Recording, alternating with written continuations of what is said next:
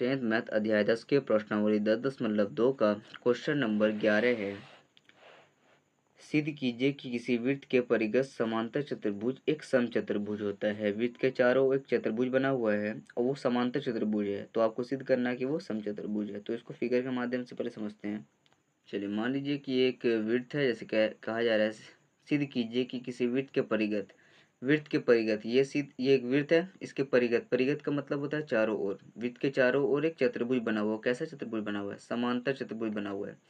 समांतर चतुर्भुज का मतलब होता है आमने सामने की भुजा आपस में बराबर, यानी ए बी बराबर है डी सी के और बी सी बराबर है ए डी के। ये कहा जा रहा है कि ये है, तो आपको सिद्ध करना है ये एक समचतुर्भुज है। यानी ये समांतर चतुर्भुज जो है वो एक समचतुर्भुज है, ये आपको सिद्ध करना है। तो ए बी डी सी के बराबर है, बी सी ए एस के बराबर ए डी के बराबर है। लेकिन आपको सिद्ध क्या करना है? ए बी बराबर है बी सी बराबर है सी डी बराबर है ए डी, यानी चारों भुजा आपस में बराबर है। तो इसको प्रूफ करने की शुरुआत करते हैं हम।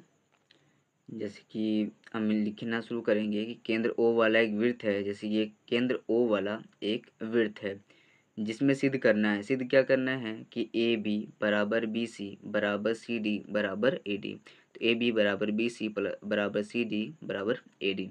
अब इसको उसी तरह से सॉल्व करेंगे जिस तरह से हमने 8 नंबर क्वेश्चन को सॉल्व किया था।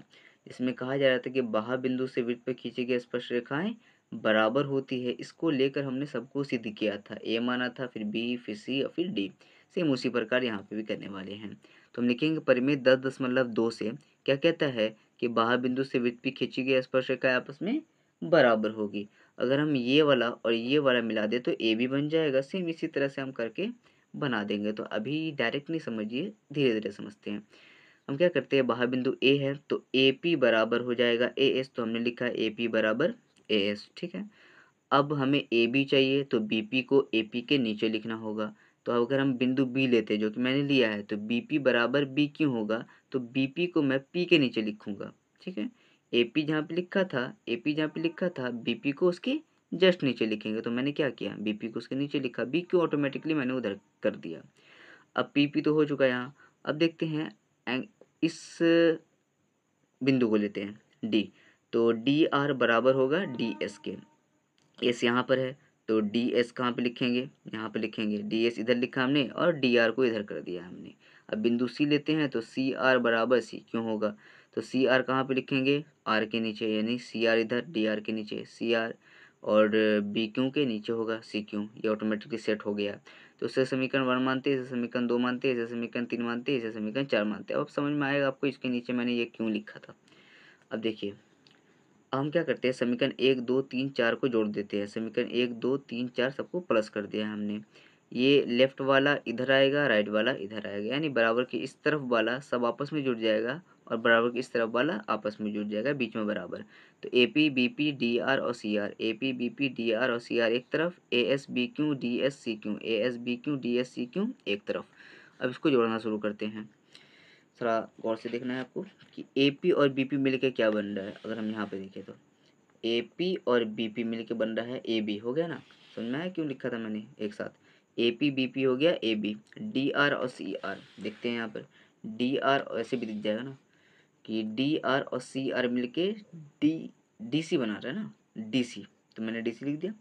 और ए एस और डी एस, क्योंकि ये क्यों थोड़ी मिलेगा, ए एस और डी एस मिल के क्या बन रहा है, ए एस और डी एस मिल के ए डी बन रहा है। तो हम क्या लिखेंगे यहाँ पर, ए डी। और बी क्यू सी क्यू मिल के क्या बन रहा है, यहाँ पे देखिए बी क्यू सी क्यू मिल के बी सी बन रहा है। तो हम यहाँ पे क्या लिखा, बी सी।